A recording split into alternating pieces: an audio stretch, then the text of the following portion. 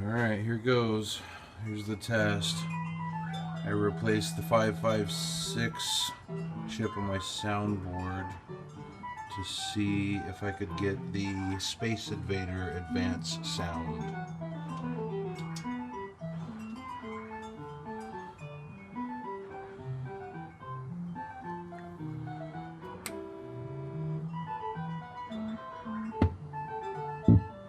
Yeah.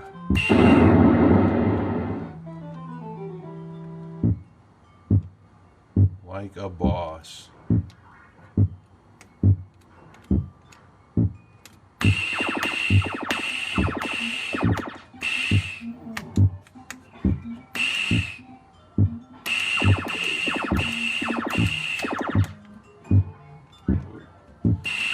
couple of monitor issues there, but so far the sounds seem to be all there.